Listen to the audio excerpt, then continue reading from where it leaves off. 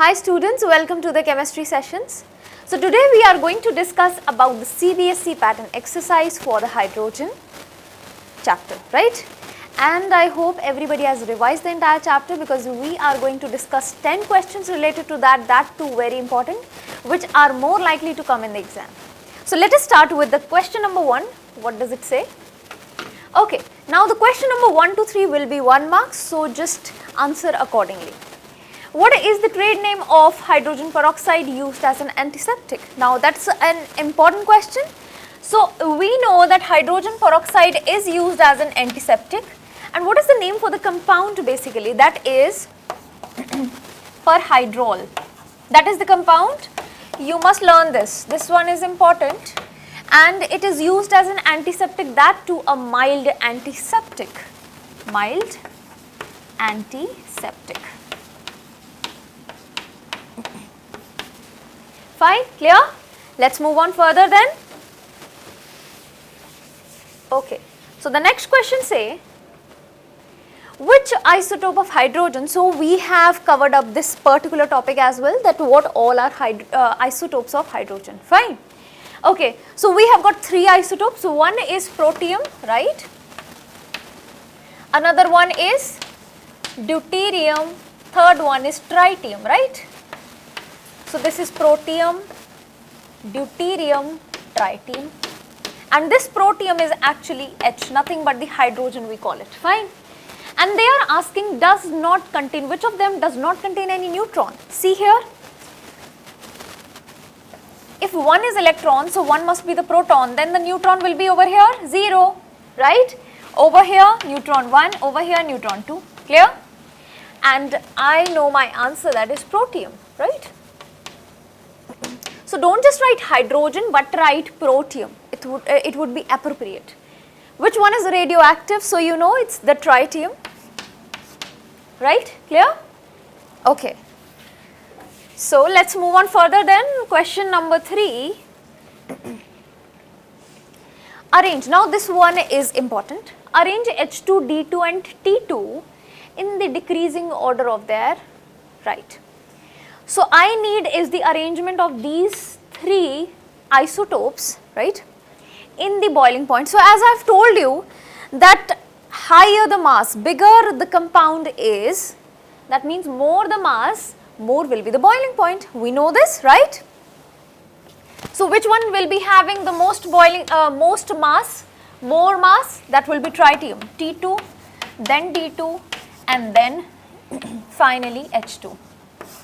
That is my possible order for the boiling point. More mass, see here, more molecular mass, more boiling point, right? So this particular rule is also followed in the case of hydrocarbons. More the mass of the hydrocarbon, more will be the boiling point, because more is the van der Waals forces of attraction. Heat of fusion or enthalpy of fusion. Enthalpy of fusion, what does it mean? Fusion means it's basically the dissociation of the compound, fine. And we know that heat of fusion will be highest in the one having more mass, right? So again, this would be my decreasing order, right? So done, clear with the fact? Now let's move on to question number 4 then.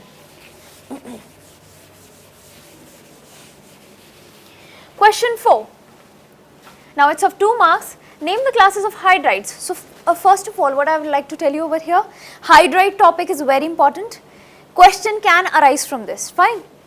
Name the classes of hydride to which these 4 belong, right? So they have given certain compounds. We need to classify, we need to differentiate in between the different type of hydrides. So we have learned 3 types of, one is the ionic, next is covalent, and the next is interstitial, or also known as non-stoichiometric.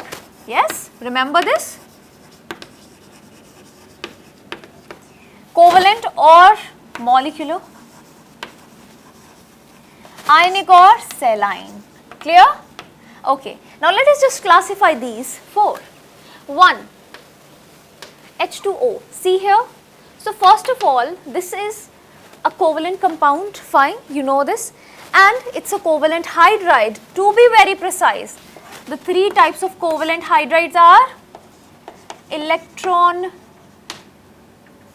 deficient, yes, electron precise, that means exact number of electrons, not more, not less, just the perfect, electron rich, right? Now out of the three, which one is this? It's electron rich, it has got lone pairs. So it's a covalent molecule, a covalent or a molecular hydride with electron rich component, fine. It's a type of electron rich covalent hydride, you can say. V2H6, again it's an hydride, but that too, okay. So the bonds over here are covalent, so you get to know that this is covalent molecule, covalent hydride. And this boron is electron deficient, right? And we get to know that this one is included under the category of electron deficient. If I talk about NaH, see here, so it's not covalent, it's basically ionic compound, Na plus and H negative it is. So it's included in the category of ionic or saline hydride, fine. And also S block elements usually form ionic hydrides. You must remember this, and that is why I have chosen this as my ionic hydride. If I talk about TiH2 now, this one is good one. TiH2, so some of the very specific examples must have been mentioned in your books as well, and I have also told you that this will be included in interstitial or non-stoichiometric hydrides, fine. First of all, just try to recognize that this is belonging to D block element, right? And this gives us an idea that yes, it would be an interstitial. To be very precise, TiH2 is given. So basically it's not TiH2, but it has got a little deficiency of hydrogen hydride, which is approximately, it's 1.5 to 1.8, not exactly 2. Clear? Yeah. So this belongs to DNF. This belongs to what? P block. This belongs to S block. Clear? Okay. So done with this. This was a very good, interesting question it was. Now comes up the next question. Now, it's a very good question. See here. Rohan heard that instructions were given to the laboratory attendant to store a particular chemical. So they are trying to find out some particular chemical. Particular chemical, that is, what were the instructions given to the laboratory attendant? Keep it in the dark room, add some urea into it and keep it away from the dust. This chemical acts as an oxidizing as well as reducing agent in both acidic and alkaline media. Have you got the compound? What is it? See here, it acts as an oxidizing as well as reducing. We have done this in acidic and alkaline media, and this chemical is important for use in the pollution control treatment also. What is it? So it's a very familiar kind of a compound we have did. Hydrogen peroxide it is. See here. So as I have told you, we have to keep it in dark, because again what happens is, let's first of all read the question. Name the compound. It's the hydrogen peroxide, we know this. Explain why such precautions are taken. So the precautions, first of all, dark room, because it easily dissociates in the presence of sunlight, right, giving H2O plus O2, and in order to prevent it from dissociation, we keep it in dark, right. Add some urea into it. Why? Again, it prevents the decomposition of it, fine. Urea is actually acting as a stabilizer into it, right. So urea stabilizes it.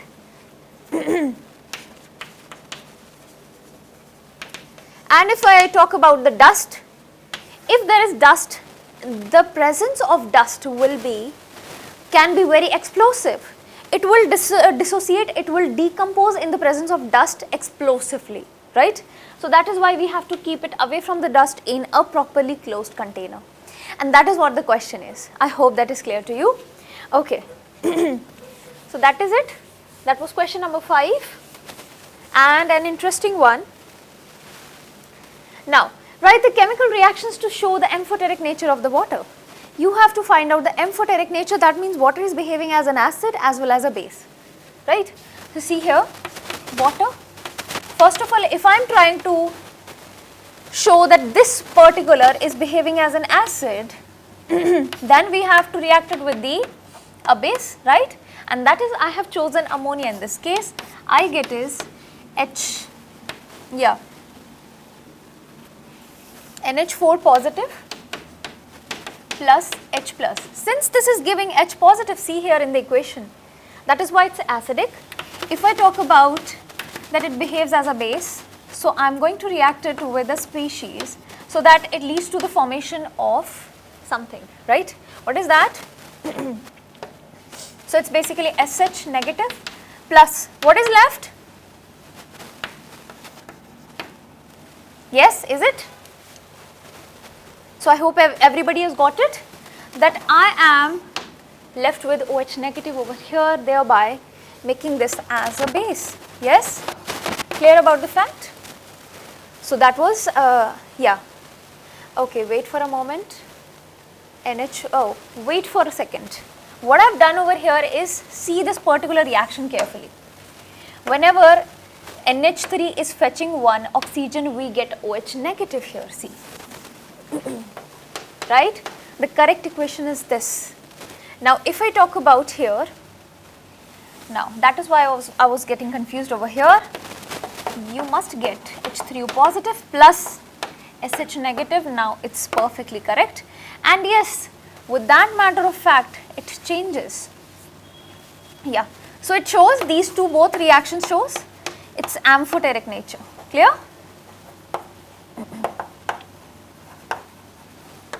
So I hope that is clear to you. That is acting as a base, that is acting as an acid, that is acting as a base, that is acting as an acid. Clear? Okay. Now let's move on further then. Yeah. Question number 7 to 9 now, 3 mark questions. Calculate the volume strength. Now this one is important. And yes, so we are going to solve it together here only. Calculate the volume strength of 3% solution of H2O2. Now I need to find out the volume strength. That means volume taken for 3% solution of H2O2, right? Volume strength means I need to calculate the volume per, strength means per liter of the solution actually, right? Volume specifically I am talking about for what? Let's see here. So basically 3% solution of H2O2 means 3 grams, right, will be dissolved in 100 ml of solution. And now we are talking about the 1000 ml. So 30 grams will be dissolved in 1000 ml per liter I have calculated. Fine. Now if I talk about the reaction, see here, the reaction basically is the formation of oxygen, right? Fine. Balancing it out, right? So here what is the molar mass of H2O2? We know this, it's 34 into 2 will be giving how much of oxygen? See, it's 1 mole, fine, and that too 1 mole will be corresponding to, if I talk about at NTP, right, it's 22.4 liters, fine. So basically 68 grams will be corresponding to 22.4 liters, fine. See here, so 30 grams will be corresponding to how much, right? Let's find out. 30 grams will be corresponding to 22.4 liters by 68 into 30. Now what do we get over here is, we get 9.88 liters, fine, approximate value, and that is per liter of the solution. Now if I talk about in ml, right, so that was when 1 liter was giving, that means 1000 ml of solution was giving 9.88 liters, fine. So that means if I talk about 1 ml will be giving 9880, this will be in ml, fine, divided by 1000.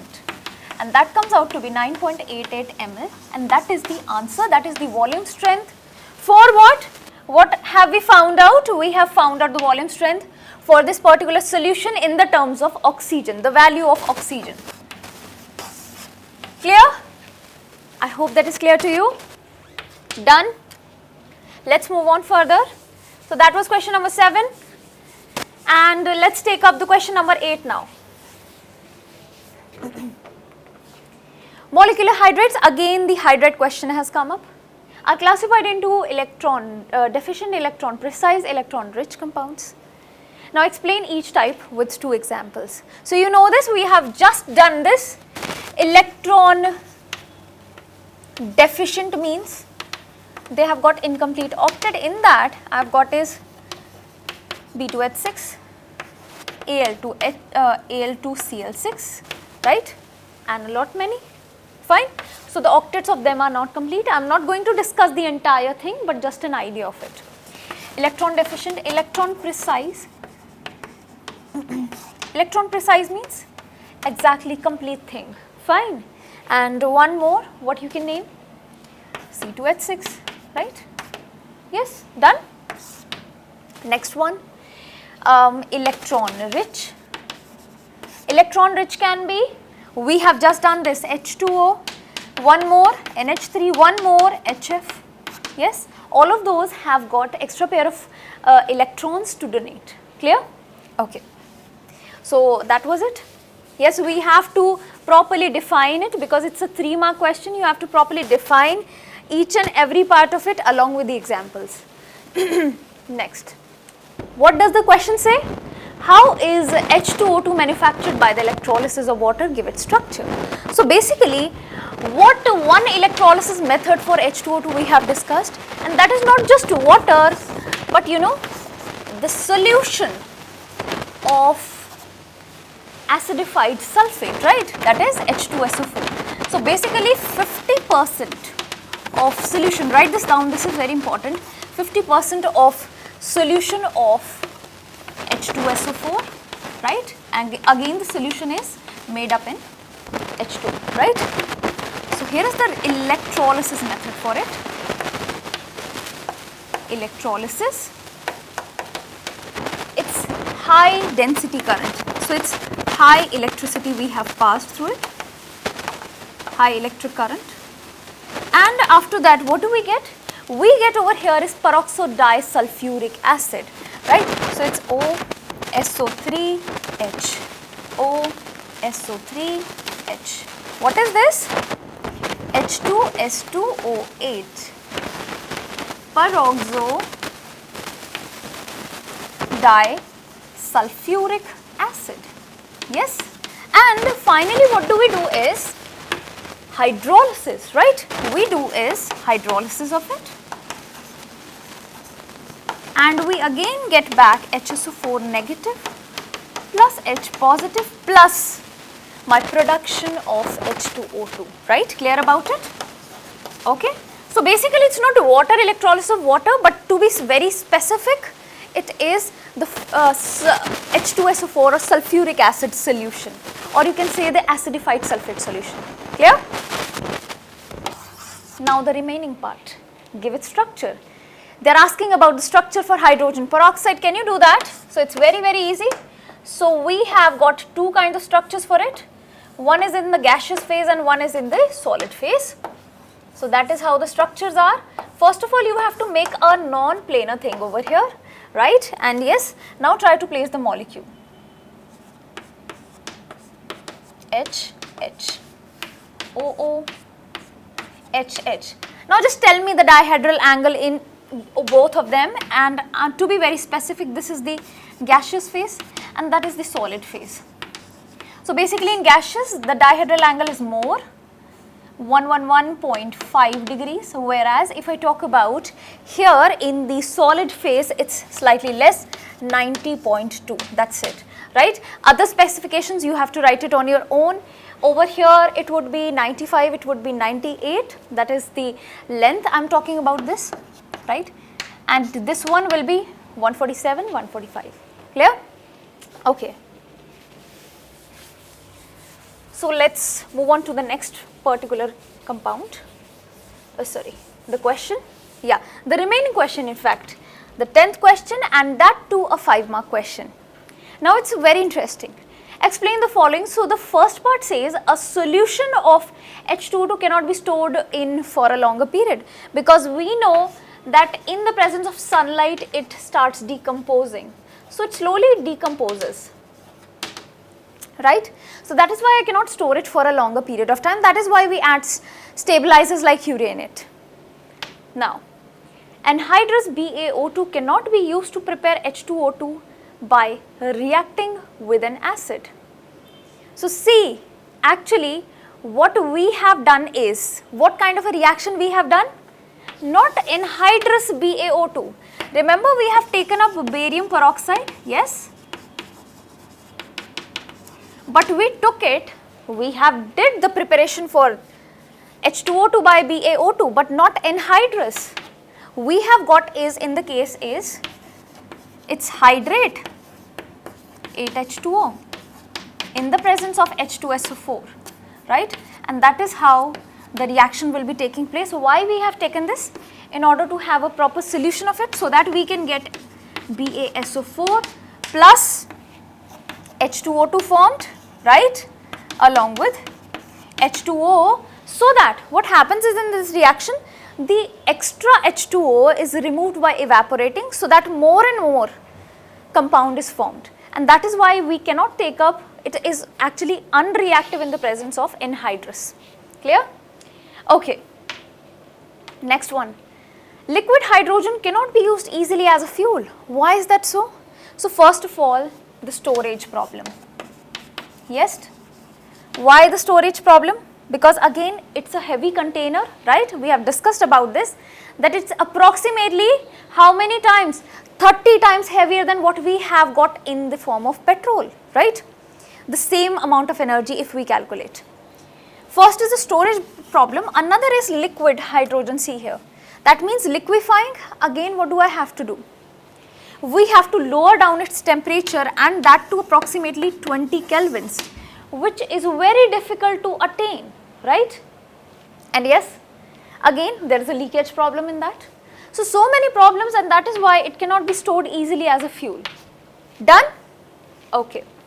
Now the last one, discuss the principle and method of softening of hard water by synthetic ion exchange resins. Now that is an interesting question. We have done the synthetic ion exchange resin, yes. What is the principle first of all?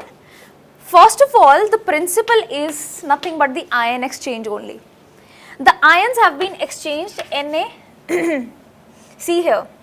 So it's a synthetic ion exchange resin. Synthetic resins have a long carbon chains, hydrocarbon chains, along with SO3H group. First we convert it into, by reacting it, NaCl, RNA, right? See here how the exchange is taking place. I have got my metal ion to be removed. It can be Ca2 plus, Mg plus 2, right? And it gets removed something like this, plus Na positive. Fine? And yes, that is the basic principle of ion exchange. Yes, you can very well see over here, it's ion exchange, right? Now the next thing, I have got two things for you. Describe the principle and method of softening. So method is cationic, the introduction of cationic exchange resin and anionic exchange resin. Exchange resin, right? And you know what is the purpose of both of them? First one is which gives up H positive, the other one is gives up OH negative. So basically, softening of hard water, that means giving us this particular, these two resins, they give us pure demineralized water, that means no ions found in it, right? How is it going to work? See, RH plus M plus 2 will be giving what? It will be giving R2M along with H positive. Now the water has become this ion free, right? M ions have been removed, can be removed as a precipitate. But what do we get is, we get the water turning acidic. Now in order to maintain this acidity, what happens? Let us assume that this M was Mg, right, and its counter ion will be Cl2. Now there are Cl negative ions also, we have to remove that also. What happens?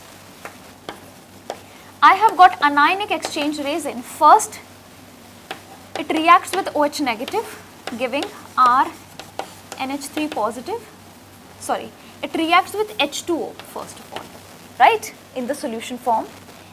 Now this one, this entity which you see over here, this is anion exchange resin which reacts with X negative, that is the Cl negative, which will be possibly in the solution form, giving us a salt, right?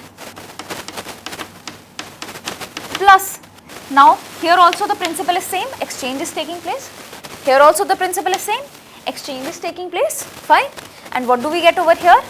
We get is OH negative ions. Now this H positive and OH negative can combine in the solution, making it neutral, and finally the demineralized, deionized, perfectly pure water. In fact, distilled water we call it as. Clear? And yes, you need to know that how you have to frame the entire answer. That means they are asking about the principle, so justify your answer properly so that you get proper marks. Clear?